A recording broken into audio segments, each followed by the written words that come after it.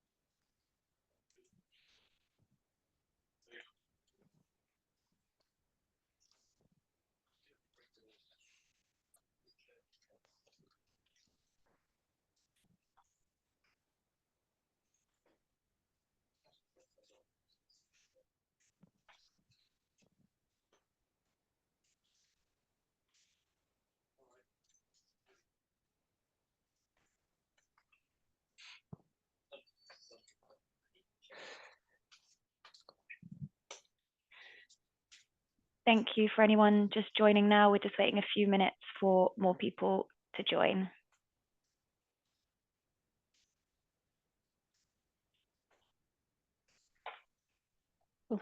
Visiting screen now.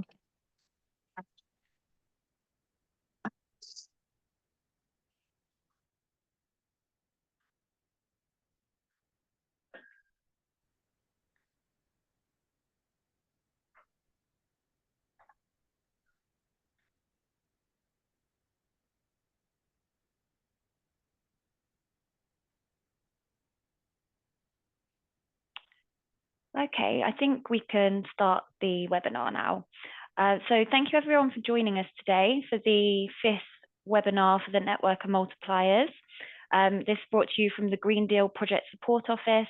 I'm Ellie and I'm a facilitator at the Green Deal Project Support Office. If we can just go to the next slide. I'll give you an overview of the agenda for today. So after the introduction that I'll give to you on the GDSO and the Network of Multipliers, we'll move to our first success stories. One is from Pro Bono and one is from Firelog. After that, we'll have our GDSO facilitators giving you an update on the activities and achievements from the GDSO working groups. Then we'll have a second round of success stories from FireRes. And after that, Beatrice Mayor from the GDSO will give an update on the Board of Coordinators event that took place last month. We will then have our third and final round of success stories from Superb and ARV. And then finally, we will have a communications update from Anthony Santiago, who is also at the GDSO. Next slide, please. Just a few housekeeping rules before we begin. Please note that this webinar is recorded, so if you could kindly keep your microphone muted and your camera turned off, that would be brilliant. We will have Q&A sessions after each success story presentation, at which point you can turn on your camera, your microphone, and if you could do that by raising your hands and we'll come to you. However, throughout the webinar, please do feel free to chat, to react, to comment in the chat function. To raise your hand, it's under the react option. And if you'd like to use the chat function now, just to introduce yourself so we know who's here, that would also be lovely. Next slide, please. So a quick introduction to the Green Deal Project Support Office. It's operated for Digi Research and Innovation by Ecoris and Ricardo. The aim of the GDSO is to facilitate the coordination between the 73 projects funded under the Horizon 2020 Green Deal call and to maximize their positive impact in the longer term. And the timeline of the GDSO is until November 2026, when most of the projects will have wrapped up their work. Next slide, please. So the ways in which the GDSO support the projects under the Green Deal call is we help to connect projects that have synergies, and we've done that by setting up working groups. We help to build networks for the projects. We amplify the impacts of their works. We offer opportunities for them to enhance their skills, and we help them influence policy and informing on regulatory activities. Next slide, please. So the 73 projects funded under the Green Deal call have been divided into 5 thematic areas known as working groups. We have the Clean Energy Working Group, the Climate Change and Biodiversity Working Group, Urban Environment and Mobility, Food and Health, and Knowledge and Citizens. And these all feature common areas. Next slide, please. And just a reminder to the network that we do have a website for the Green Deal Project Support Office, where you can stay up to date with activities and resources published by the GDSO. And Beatriz Mayor, one of our facilitators, will just run you through the website quickly. Thank you, Ellie. We just want, can you stop sharing so I can share, please, Julia? Thank you. I'm just going to give you a quick round through the website so you can see where and how to find the resources and what you can find in it. Basically, you'll find an introductory video here about the Green Deal Support Office and the main information about the projects and the European Green Deal. And at the end, you can find an update of the latest events that are going to be happening with links to the registration forms, a summary of latest news, and a button here to sign up to the newsletter from the Green Deal Support Office, where you can get updated on the latest information about the projects. Then across all these tabs, you will find some information about us, information about the working groups and the projects that are within them, and information about the projects with project descriptions and an interactive map of the projects so you can locate them geographically. Under the resources tab, you can find all of the communication materials that are produced around the activity of the projects and relevant topics about the Green Deal. So you can sort them by type of publication, and you'll find articles, reports, videos, case studies, and podcasts. So we encourage you to check all of these materials, and I'm sure you'll find helpful information. Under the Success Stories tab, you'll find a publication of highlights and successful stories from the projects that they have been submitting from the beginning. So you'll find which project has published the information, and then each of them will lead to a PDF sheet with the information and also a description here. So please do check them because it's a very good collection of successful achievements from all these projects. Under the Events tab, you'll also find a longer list, the summary at the beginning of the upcoming events related to the Green Deal Call projects. A tab with news and a newsletter archive, so you can check retrospectively all the newsletters that have been published. And if you have any questions or anything, there's a form for you to contact us. So that's all. I pass over to Ellie again. Thank you, Beatriz. And if we could move to the next slide.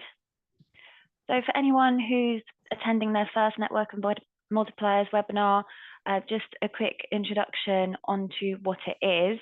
The network is a group of actors interested in following and disseminating the progress of Green Deal projects, and they would like to connect to Green Deal projects for synergies and exchange. And the objectives of the Network of Multipliers is to disseminate the activities and results of the GDSO to the network, so anyone interested can keep up to date with what is going on within the GDSO, with the ultimate aim to maximize the impact of the Green Deal Call projects. And Network of Multipliers can help us achieve these goals by disseminating the results amongst your own network and sharing and promoting communications. Next slide, please. So the role and value of being a multiplier allows you to participate and benefit from learning from the GDSO. So you'll be invited to a selection of GDSO activities, and you'll also have periodic updates on the GDSO and webinar invitations such as this one. You can request or offer engagement with the projects within the GDSO, and you may express interest to get connected to specific projects or particular working groups with common synergies to your own. And you can also help us by maximizing the dissemination and impact of the GDSO by sharing communication materials or sharing and tagging content on social media.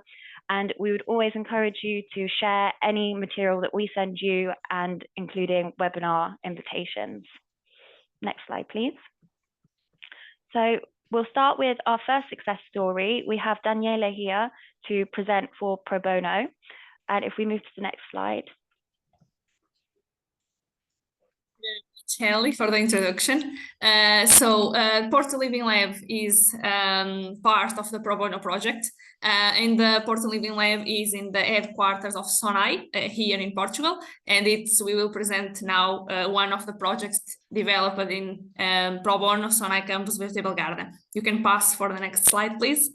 So Sonai is a multinational company that manages a diversified portfolio of business in retail, real estate, telecommunications. Here in Sonai campus, the headquarters of Sonai in Portugal, we receive more than 3,000 employees, and the campus has different kinds of buildings with logistics, offices, and industry. And the vegetable garden is installed in the rooftop of one of our logistics warehouses here in Sonai campus, and is maintained by a group of employees that in a voluntary basis are responsible for cultivating, maintaining, and developing this vegetable garden. So our main objective is to put Porto Living Lab as a reference in a sustainable campus and create a positive impact on the environment and society also. So the Sonai campus vegetable garden, with our employees that are our volunteers, produce vegetables while promoting networking, learning moments, and contributing to the well-being of our employees. The project was implemented in April 2022, and you can see here in the right side the impact. So in more or less 2 years, we have 30 cultivation beds. We will see photos of these cultivation beds on next slides. More than 780 kilos of vegetables that we donated to a social institution. So we give all of the vegetables to a social institution here in Porto that help kids. So our volunteers are in this path also to help the community. And the sustainability part is also very, very relevant in this project. So we have more than 125,000 liters of water that we saved, 1,500 kilos of CO2 consumed, and we also have a vermicomposting process in the vegetable garden. So we put there the waste from our restaurants here from the campus. So we collect the organic waste and our volunteers put there in the vegetable garden. And in more or less 2 years, we used in a vermicomposting process more than 400 kilos of organic waste for our restaurants. So this project has 3 main axes, very, very relevant for us. The sustainability. So the project is very, very sustainability because of this kind of number that I told before. Our people are completely volunteering, so are here a place very important for us to people network each other and to promote work-life balance, to promote breaks between working outside and go to the vegetable garden with your team, and the social responsibility, of course, because we are helping the community here in Porto. So I think that you can pass from the next slide, please. And you can see some photos. So our vegetable garden, it's in our rooftop. So you can see on the first image, our green rooftop in the top of one of our logistics warehouses.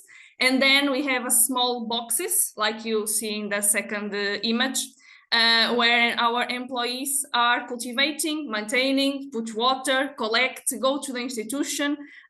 So the project is very, very, very important for us because contributing to our people, to our planet, to the community, to the social responsibility X. And it's also a pro bono project that we develop with our people. So the Portal Living Lab wants to become a reference sustainable campus, and we believe that this project was very, very relevant to create a Portal Living Lab more sustainable, more happier also, and more planet friendly with here in Porto. If you have any questions, share it, please. Amazing. Thanks, Daniela. If there's any questions, if you could raise your hands or type it in the chat as well. Yes.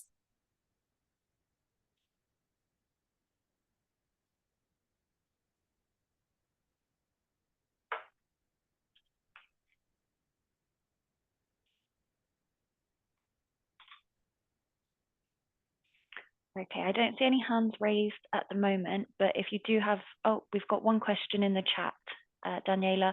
What is Yes, I your can. yield by hectare?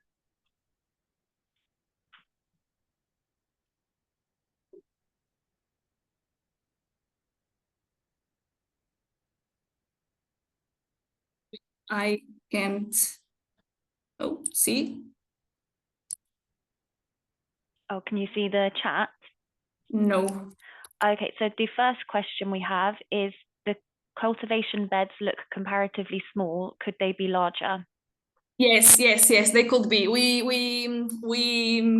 We decided because it's a rooftop and people, our employees can go there in breaks, etc. So we decided the dimension that appears look like more friendly to the space and not too big, not too small. But our partner that we developed this project with us as different options that you can choose. So our partner have a lot of different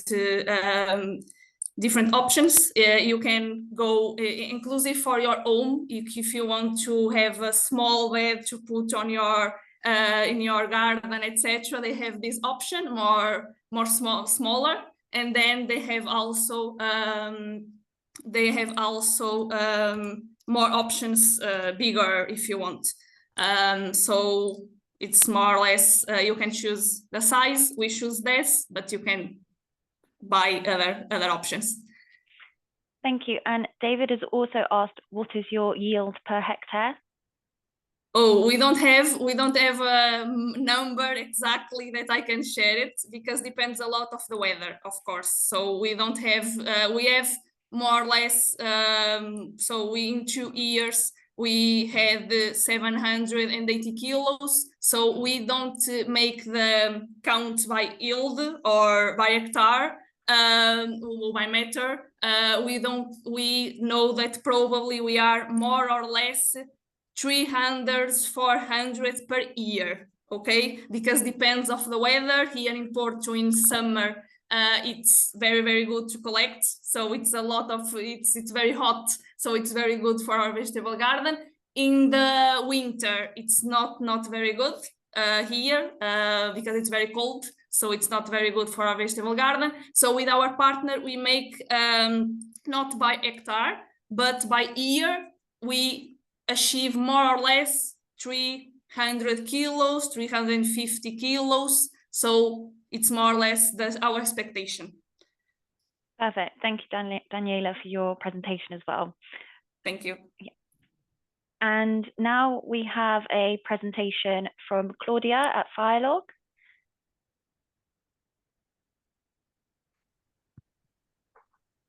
Yes, thanks a lot for the introduction. I don't know what's wrong with the video. Give me a second. There we go. Okay. Yeah, hi everyone. I'm Claudia Berthold and I'm representing the Firelog Consortium. Maybe to contextualize a little bit, Firelog is a coordination and support action, and we bring together 3 large innovation actions on integrated wildfire risk management. So in that sense, we do not produce our own results, if you like, but we try to bring together the project. So in that sense, maybe you could go to the next slide. Thank you. So what I'm presenting is a format that we developed and that is being gradually scaled over the project lifetime, which is called clustering events. So basically, we bring together the projects that we work with, the 3 wildfire risk management innovation actions, but also other wildfire risk management projects in the field. Our first event took place in 2022, so that was a digital one, and then last year we organized an in-person meeting in Brussels, and this one was sort of sandwiched between 2 events. So it was organized back to back with the 7th annual seminar of the Disaster Risk Management Knowledge Center on day 1, and then in the same location was the Wildfire Risk Management Clustering event. And then the 3rd day was the meeting of the expert group on forest fires by DG Environment and the Joint Research Center. So in that sense, I think we found a very good position in the calendar, and the idea was to bring together the projects and to identify key priorities for cooperation between them.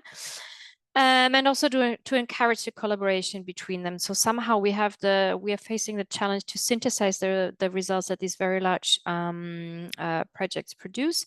So what we did is that we developed thematic working groups that were established in the digital clustering event, and then they continued. So they meet every 3 months, and they develop their own roadmaps and topics that they want to collaborate on. We are also planning to develop joint policy recommendations. So we have these thematic working groups where we bring together the representatives from the projects. And in the clustering in the physical event, we worked on a number of very concrete topics, and you see that in the examples box. So we organized breakout groups, for example, on fuel mapping, on the development of risk assessments, but also to discuss governance aspects and decision support. As you can see also from this location of the event in the series of other meetings that took place, is that we try to facilitate not only the synthesis between the projects, but also the science practitioner policy interface. So we had representatives from the European Commission, we had responders there, so on the ground people. So we believe that this was a very fruitful event and something that we want to continue next year, and we plan to further scale it and to invite members of the parliament for the final let's say dissemination and integration or spreading the word and the results. So yeah, that's it from our side. Thanks. Thank you, Claudia. Does anyone have any questions for Claudia on FireLog's work?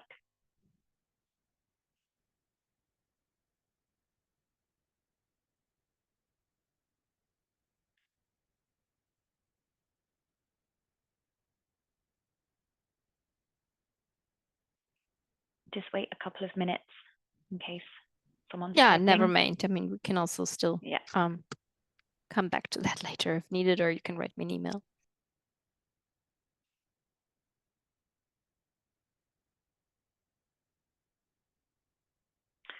Okay, yeah. If anyone has any questions for Claudia, just type them in the chat and we can get in touch via email. So we could just move to the next slide, please.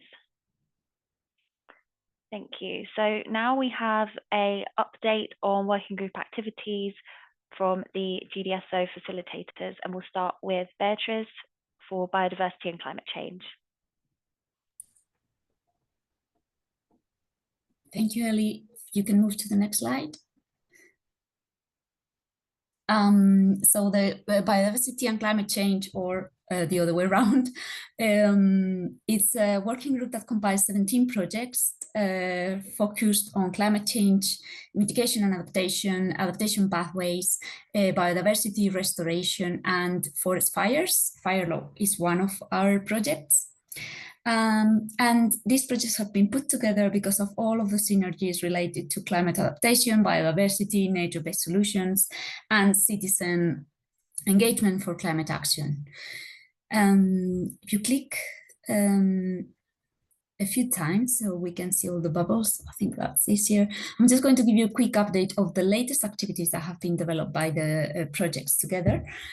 We had a thematic discussion on landscape finance and risks for insurance, where many of these projects came together, had a discussion on potential work that they had done on this topic and potential challenges and how they could solve them. So when you get the presentation, there's a link embedded to the title, and you'll be able to go to the recording if anyone wants to watch the discussion. They also have developed in the 4 biodiversity projects, which is 4 out of the 17, have developed a joint case study map where they have placed on the map all of the case studies. The next step we are foreseeing is to include in this the case studies from the other 14 projects. So they can we get a full map of all of the case studies related to the working group projects. The projects have also made efforts to go jointly to big events and put together side events to present their work. So examples are during the Green Week, there was an event organized by Impetus and Arsinoe on the 13th of June. So you can click, if you click to the meeting, you'll find the advertising page, and I'm sure there will be a recording circulated where you could check the event. Similarly, Waterlands and Real Deal and Eurocat also put together an event on the 13th of June as well. Again, with the link, you can go to the event. And last year at ECA, there was a joint event by the Climate Adaptation Cluster, which combines Resilience, Arsinoe, Impetus, and Transformar. And the recording of the event is also available in the link. And another and the most interesting upcoming activity they have is they managed to coordinate together a webinar on nature-based solutions, which is entitled NBS Device in Action to Achieve Rapid and Far-Reaching Transformational Adaptation.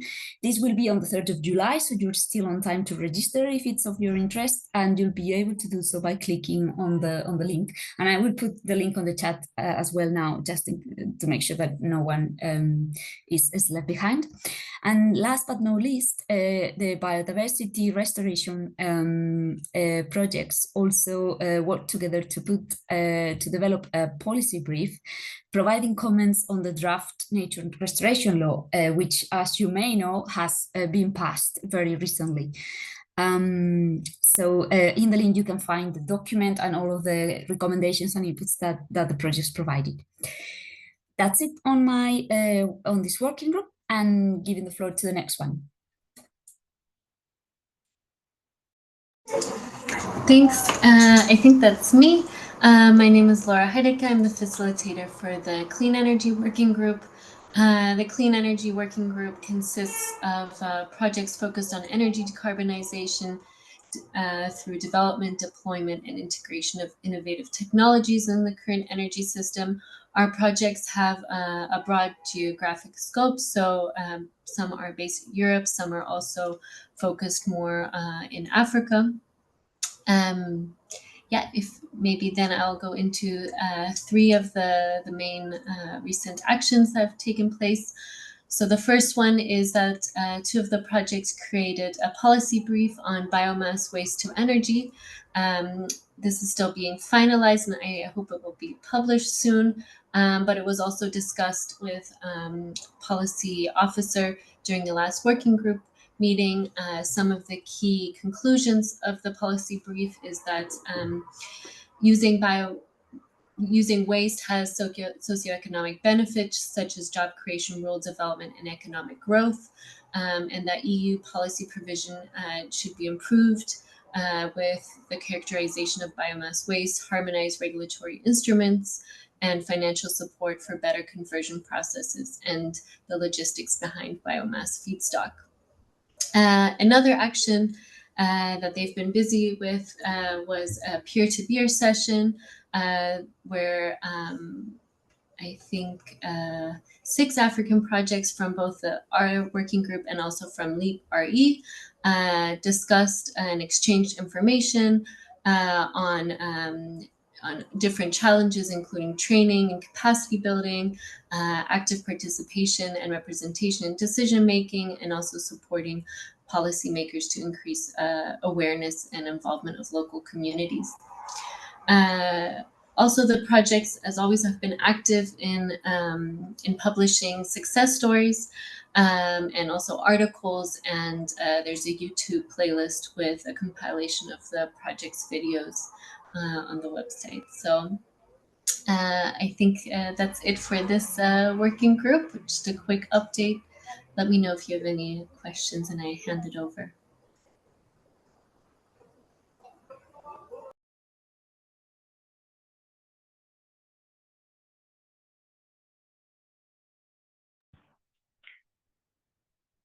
Great. If you have any questions, just pop them in the chat. Okay, so over to me on urban environment and mobility. My name is Matthew Moss. I'm part of the GDSO and one of the co-facilitators of this working group. Within this working group, we have, I guess, two distinct topic areas, but those being urban environment and mobility. You'd imagine that they interact in some way, shape or form, but I think just given by the nature of our working group, unfortunately, there's not that obvious overlap because most of our mobility projects are focusing on ports and airports, and it's quite rare instance to have an airport and a port right in the center of a urban environment. However, we're still able to see some good, let's say, overlapping collaboration on a perhaps more of a high level. So there's 9 projects in total within this working group. So in terms of what's happened recently, we recently held our working group meeting in April in Brussels. Unfortunately or fortunately, depending on how you look at it, none of the mobility projects were able to attend that, but that enabled us to have a dedicated session focusing on the urban environment, which allowed us to dive a little bit deeper than we would perhaps originally in a working group meeting. We're able to have some really good in-depth discussions about project updates as well as funding and deep and dive into sort of some policy discussions with the policy officer in that working group meeting. We've also got from our mobility projects 2 upcoming highlight videos featuring projects Stargate and Pioneers that's about to be released. So please do look out for those to see what wonderful work is happening in those projects. Coming off the back of our working group meeting, we have a new action for our working group, which is to explore a little bit more the idea about putting a cross working group policy brief together, looking at innovation clusters, which is going to be led by Pro Bono. It's still a little bit early stages at this moment as we develop the idea, but hopefully that could be a good output from our working group. And then finally, we've got a success story that's recently been published on Reurbans. Reurbans was not original member of our working group, however they requested to be added. They are a Green Deal funded project, but not in this round of Green Deal funding. They focus on air quality, which obviously has implications for both the urban environment and mobility. So they've been successfully integrated into our working group, and as you can see, there's a lovely success story to read on them. So hopefully when these slides are shared, you can click on that link and have a read of that success story. And that's the update from me. Thanks, Matt. And if we could go on to the next slide, I will give you an update on the Food and Health Working Group. If we could just press through to show all of our activities. The Food and Health Group has 15 projects focused on reshaping the food and health sectors to better support the green transition. And similarly, they've been divided into 2 subgroups, one for food and one for health. And both subgroups are working on policy briefs at the moment that will hopefully be published in 2024. The health group is working on a policy brief related to approaches to PFAS, which are forever chemicals. And the food group is working on a policy brief related to recommendations for a sustainable food system. And there have been some recent events that both groups have attended separately though. So back in January, the health group hosted an online webinar for models for toxicology, and there is a link available to the recording, which I will post in the chat. And recently, we had a conference that the food group attended, and some attended in person, and that was on the topic of towards halving food waste. And one of the projects gave a presentation in the policy panel. And finally, this week, just a couple of days ago, the food group organized a workshop on the topic of challenges in the stakeholder inclusion in the food sector. So they identified a common challenge between those within the food group, and they organized this workshop to help brainstorm ideas to overcome these challenges. And this had one policy officer from DG RTD in attendance as well. So we can move to the next slide. I can give you an update on the Knowledge and Citizens Working Group. This working group has 14 projects which are focused on the role of research and infrastructure and citizen engagement in the implementation of the European Green Deal. This working group, again, is subdivided into 2 subgroups. We have one group that is working on citizen science, and the other is working on vulnerable groups. So they are both separately working on 2 policy briefs, which again will hopefully be published in 2024. And again, they have identified events and platforms to share and distribute these policy briefs. So they're working together to brainstorm ideas on where these policy briefs can be shared once published in order to maximize their impact. And together, all the groups are also brainstorming on potential shared methodological frameworks for case studies that can be used within their projects and also disseminated external to the Green Deal call for other people and projects working within citizen science and vulnerable groups. Thank you. If we move to the next slide.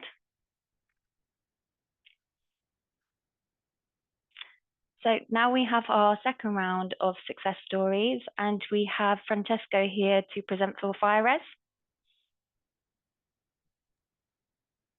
Yes.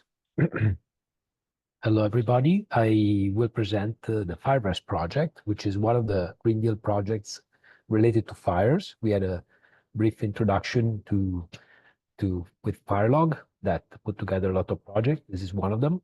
And we will actually be looking at a small part of this project because as all Green Deal projects, it's a very large project. And the topic is to investigate on innovative technologies and social, ecological, and economic solutions for fire resilient territories in Europe. And in particular, this project has 11 living labs and several work packages which tackle several aspects of this. And we will be talking specifically about work package 5 and some technological innovations that are being investigated in this work package. We can go on to the next slide. So in this specific task, because the work package investigates in general several innovations, in this work package, in this task particularly, we developed a method to collect ground truth data because one of the main things in defining danger and risk from fires is to understand the land cover. Now, that is being investigated by many groups using remote sensing, which so there's a lot going on in literature by different research groups, and validation on the ground is one of the key aspects. So what we did in this task was to create an app which using the smartphone is actually ongoing, is collecting images from people, not only participants of the project, but also from other stakeholders. So the problem was to create an easy and very user-friendly way, because we all know that there are many apps out there that can collect images. But what we wanted to do is to have something which was oversimplified. So at the beginning, we thought, okay, let's put one single button where people push the button, take the image. It's geolocated because your smartphone, of course, has geolocation capabilities. And it automatically gets uploaded to a server, so the image is safe. So we actually developed that. So we actually went from one button. We actually have a few more, but not so many. And it actually had quite a success, probably due to its simplicity, both in installing and in the usage. And so we actually have more than 5,000 images now that were collected throughout Europe. We will touch a little bit also on the lessons learned, because each image taken from the smartphone is obviously geolocated, but it's also oriented. So we have more or less an idea of what the person was looking at. So we have a view of the landscape, of the forest landscape. So we can interpret through expert interpretation what type of fuel category, fuel model is there at that position. And that helps us very much to validate our pan-European fuel model map, so which requires a lot of validation. And in the future, what we want to do is to use the well-known artificial intelligence capabilities to actually automatically interpret the images. So we have, of course, to do a lot of training, but we have a lot of images. So we have to label each image. And if well trained, this model should be able to actually provide a fuel model category automatically from an image that's taken on the ground in real time. We can go on to the next slide. So we see a little bit of examples. Yeah. This is the simplicity is actually that, as I said, it's just one big button. And exactly what happens is that the user can have an overview of what he's looking at, and in real time also check the accuracy of the phone GPS, the phone location, which we all know it's not extremely accurate, but it's accurate enough for our usage. And once the user is happy with the image that's being looked at, he can just select it, and it will be automatically uploaded to the server. If there's any problem, like the phone is not online, it will simply be saved on the memory of the phone, and it will be automatically synchronized whenever the phone is on the web, is online. So at the end of the story, we are collecting a lot of points. This is some points from a few weeks ago, but there's more images now. We're up to almost 6,000. And so in real time, you can take a photo and you will see right away your image. If, of course, you have internet connection, you can see your image in the web, and you can click on it. So please go to the next one. You can click on it and look at the image and position, orientation, and you can open the image, of course, increase the size, and we can go. I think there's another one. And we have a manual so that people, very, very simple. It doesn't have to be complicated, because as we know, people, want to use it right away. They don't need to have 1 hour of training for this. Just 1 minute is enough. And next. And in the future, our idea is to use these images, so to basically use them for extracting automatically information from these images by training the artificial intelligence model. This is some tests that we're doing. So with just to wrap up here, we basically have a very simple interface and app that allows to quickly collect data, and it's easily uptaken from users. We have 200 users now. I will not go into the details because there's obviously also privacy aspects on this, but we are very happy with the results. And I think with FireRest project now, there will be a follow-up on this type of activities. Thank you. I'm open to questions. Brilliant. Thanks so much, Francesco. And if there are any questions, you can put them in the chat or raise your hands.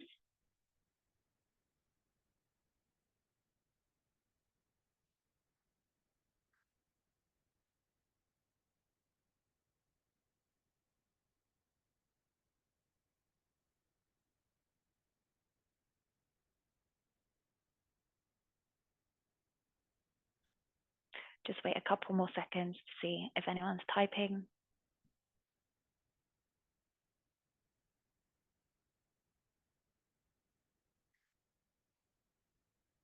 Okay, if you have any questions for Francesco, we can have them sent via email and we will get you in touch. So if we go to the next slide, please. We'll have Beatrice giving you an update on the Board of Coordinators meeting. Thank you, Ellie. So this is just a short update of what we did in terms of getting all together with the 73 projects. The Board of Coordinators is an annual meeting that gets organized by the Green Deal Support Office with the aim to gather together all of the projects so there can be exchanges among the projects outside of the working group. And they can, it's mainly addressed to the project coordinators, and we usually try to bring some additional values such as checks with guest European policy officers, or expose the projects to some additional value that usually will not be available or so easy to reach from them. So this year, the meeting happened in Brussels with a possibility to be there in person or hybrid, connected online. It was on the 25th of April. And we made it coincide with the working group meetings. So all of the working groups got together on the 24th in the afternoon. They had the usual checkup and discussions. And then on the next day, we had a session first to update about the Green Deal Support Office work, to network. And then there was a specific training on how to develop a policy brief, which was very insightful, as it is usually an activity that all of the projects will be pretty interested in. As part of the working group meetings, we also had exchanges per groups with policy officers on their topics, which gave them the opportunity to ask questions about the most recent policies and policy changes that were happening. And on the policy officer side, they also were able to get exposed to the progress that the projects have been doing and discuss about the challenges that the projects find when trying to provide inputs or feedback or to influence policy making. So this discussion opened doors for recommendations to the projects of how best they could pass information to the policymakers, what was the best channel to provide their inputs and their messages, so to say, how to get together to put joint messages so the visibility was higher, and this kind of useful tips. So you'll find these links in the presentation where you can access the video of the meeting if anyone is interested, or download the slides to see the information that was presented. So that's it from me. Back to Ellie. Thank you, Beatriz. And now we have our third and final round of success stories, starting with Gete from Superb.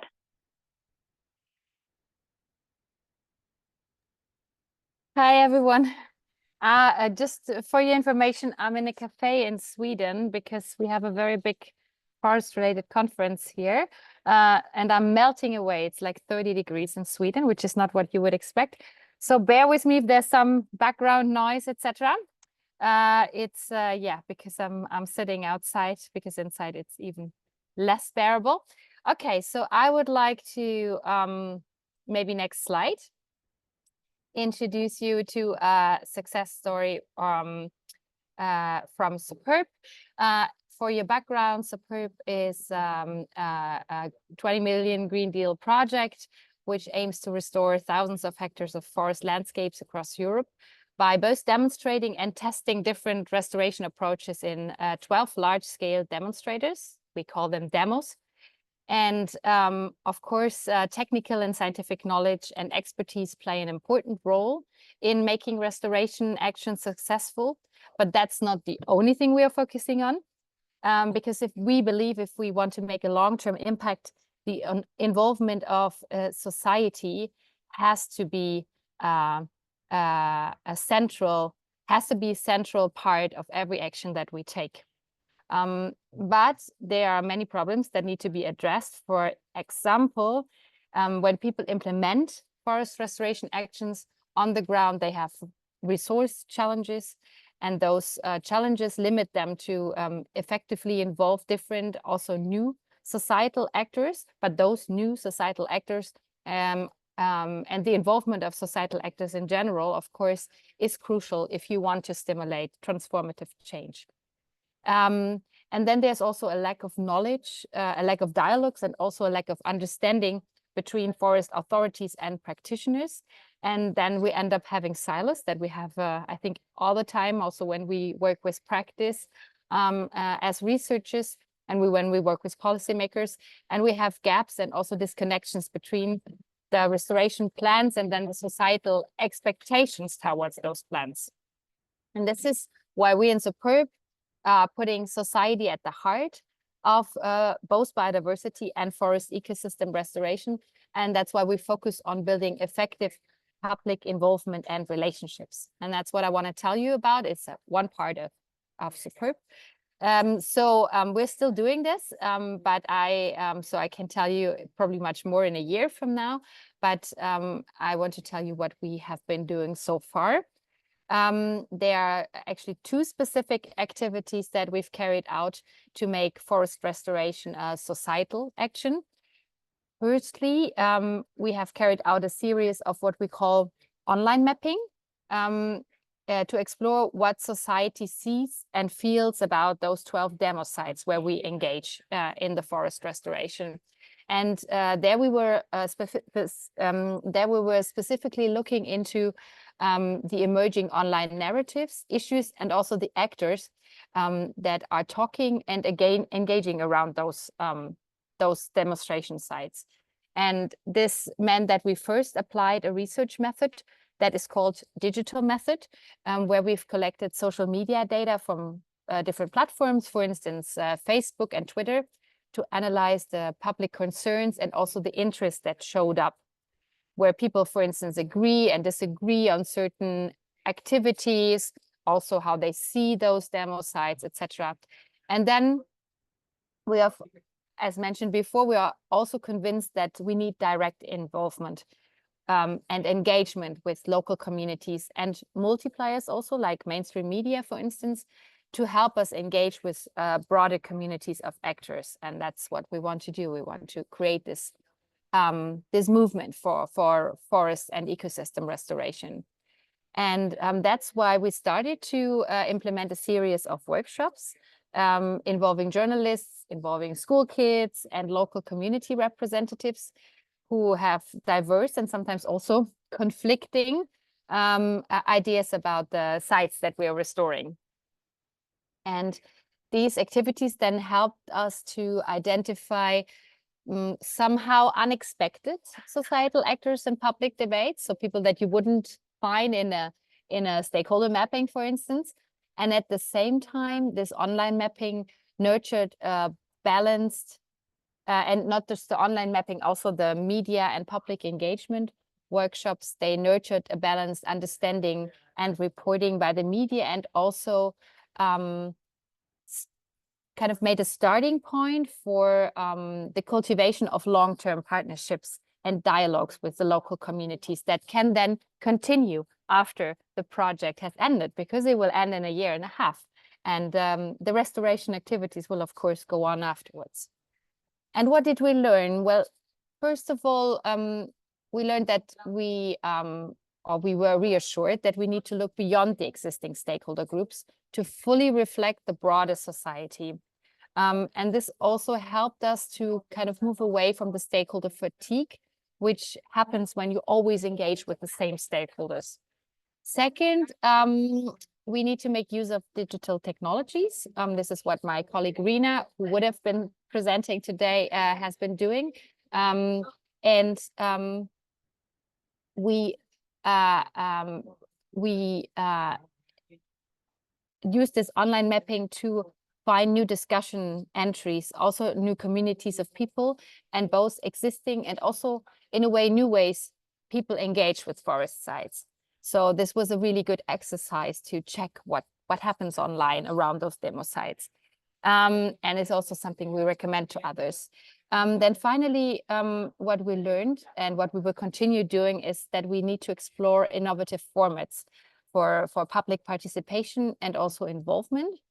And for us, like working with the school kids and also doing the capacity building workshops with journalists are just a few examples of the ways that we could engage with a much wider range of actors in society. But for us, it was also an inspiring way to start. And yeah, I mean, from the participants of the group, maybe you also want to add what you are doing to kind of reach out to broader communities or maybe unusual stakeholders that are still concerned with your work and are important to get on board to be successful in a holistic way. Thank you very much. Thank you, Geshe. I'm glad you could find a quiet spot to join us and share your success. Does anyone have any questions? Just wait a few moments to see if there are any coming in the chat. Yeah, I suppose everyone is a little tired after lunch and then everyone is hot. Yeah, definitely with the weather. So I'm not taking it personal. There were also very few questions to the other presentations. Yeah, we don't have any hands raised, but might be someone typing.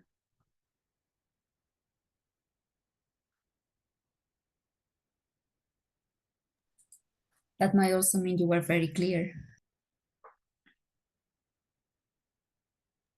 Yeah, I take it as a compliment. Okay, well, if any further questions come in, can just pop them in the chat and then we can go back to them. And so we have the next success story from Kelly at ARV. Hi, everyone. Thank you. So as she said, I'm Kelly. I'm the project manager of ARV. We work with climate positive circular communities. And today I'll be presenting one of our innovations about involving tenants within energy efficient improvements in their building. Next slide. So a little bit of the context. This is taking place in Sonderborg in central Denmark.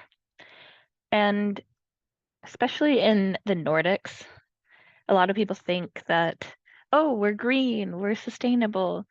And that can often lead to it's hard to get people to be involved in these things. They say, well, we already have solar panels on the roof. I think it's okay. So it's been kind of hard to find ways to get people to be involved in what's going on in their area, in their building. And so what we did in Sonderborg is across 19 different buildings that were retrofitted, they've been using this app that shows if you turn off this light, this is how much you can save on your energy bill. If you do this, this is how much you can save. So it was kind of real data to show, okay, if I do this, this actually makes a difference. And they involved the people living in these buildings to say, they had we called it a resident green ambassador. It was somebody who said, oh, tried to talk about it to say, let's come to these monthly meetings that they have within their buildings, where everybody usually comes and sits around and says, oh, we should upgrade the playground, we should do this, we should do that.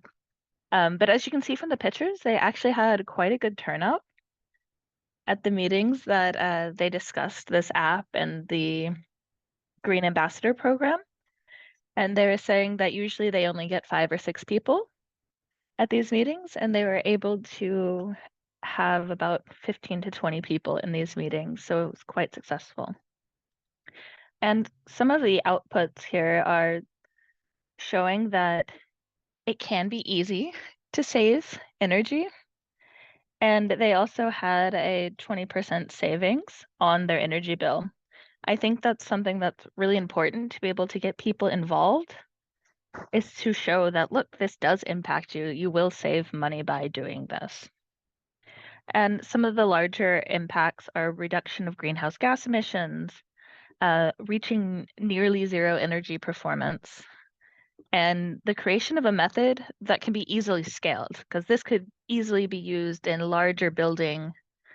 I can only think of the word in Norwegian, bortslag, but built housing associations. So it's something that's easy to scale. And one of the main takeaways here is that it is possible to overcome the often low levels of engagement that we have in energy and climate related topics. It takes a lot sometimes, but when you test things like this and you find success, it's really nice to find these things that work, especially when it's data driven. That's all. Any questions?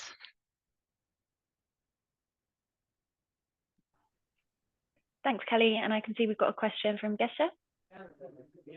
Yeah, thank you, Kelly, for the presentation.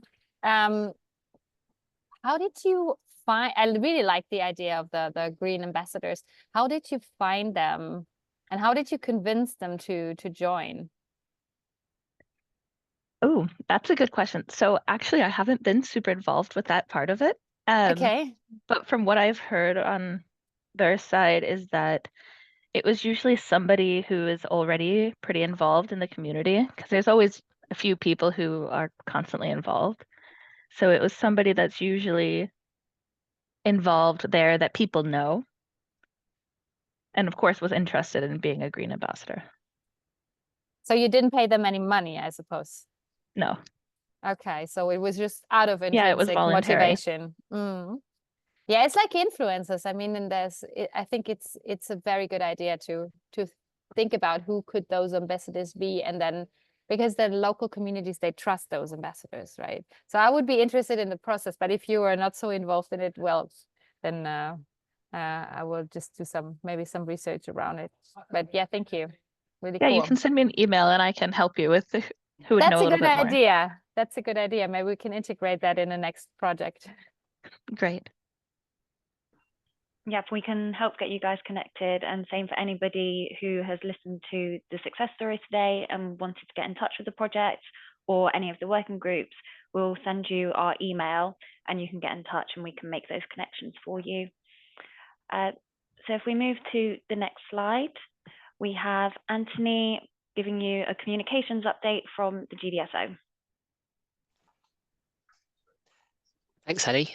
So I'll just take a few minutes just to take you through some of the recent updates and uploads from the Green Deal Project Support Office. So if you haven't signed up to the recent newsletter, I would encourage you to do so. But I'll just take you through the most recent issue that we sent out in May, and we've got another one coming up towards the end of July. But some of the things that we covered include so each issue we focus on a particular working group. So on the last one we looked at the health themed projects, so covering items such as PFAS, so that's the forever synthetic chemicals, the forever chemicals, and how the projects are tackling this massive environmental issue, how we protect water and soil, and then there's some technical topics on modeling, but then also contamination and how that's dealt with. And then in terms of webinars, we signposted to a recent webinar on environmental and climate data webinar. So that's where looking at how do we improve data availability for those who are working with environmental and climate data, like for those dealing with large volumes of data, improving their availability and ensuring that it's really well used by users. So if that's of interest, I encourage you to follow that link in the newsletter and take a look at that, scan through that recording. And then take you through some reports we produced and articles based on the outputs and findings from the project as well. So there's a Fit for 55 report where we looked at the challenges by the aviation and shipping sectors in helping to reduce the net greenhouse gas emissions, and the learnings that we've got from the projects from the Green Deal Green Deal call funded projects. And there's the digitalization of clean energy. Again, the opportunities, the drivers, the challenges in that area, and so like what practical strategies have they found from working these areas, and like principles, insights, and lessons for cross integration and implementing it across different types of projects. And then the articles as well. So one on participatory tools for climate change adaptations, that covers quite a wide range of projects. and that includes a couple of the other projects we've seen here in this webinar today, like FireRares and FireLog. So there's a whole range of tools, like from fighting wildfires, surveying landscapes, using augmented reality, looking at climate impacts, heat stress, and even ones that deal with carbon capture and utilization. So well worth a look. And if we go to the next slide, we'll take you through some of the events we've got coming up. Yep, so we've also got an events page, as Beatrice showed earlier when she was taking you through the GDSO web pages, which we keep up to date. So here we've got events coming up as a continuation of the Green Week partner events on communicating water resilience, and then the open day from one of the projects from Transformer, and then also the nature-based solutions webinar, which was mentioned earlier as well. But yeah, I'll put the link in the chat window shortly. I encourage you to have a look at the newsletter, sign up to it, and yeah, share it with your networks, because we do provide lots of outputs, lots of learnings from the projects, and it's well worth a read. Thanks. So if any questions, just let us know. Thanks, Anthony. And if we're on to the next slide. So as we're coming to the end of the webinar, I just want to thank all of the projects who presented their success stories today, and everyone in attendance for joining us. If you have any questions at all, please do reach out to us. I'll pop the email address in the chat. That's if you've got questions about connecting to other projects or with our working group, or just any questions about the Green Deal Call support office. Before you leave, we do have a feedback form that we would really appreciate you filling out. If we could just go to the next slide. This is the link, and I'll also post that in the chat as well, and it will be in the follow-up email. If you could complete the feedback form, we'd really appreciate it. So yes, thank you so much for joining us today, and we hope you have enjoyed it. In addition, just to note, I don't know if everyone registered to the Network of Multipliers per se. That was in the registration form, but just in case anyone joined the webinar but is not registered to that, I add the link as well, or on where you can register, and this way you will receive our newsletter every quarterly and be invited to all these meetings always. So just as a reminder as well. Thank you, everyone. Thank you, and I've posted the feedback in the chat as well. Thank you. Thank you. Have a nice rest of the day. Thanks. Enjoy the rest of your day. Thank you. Bye.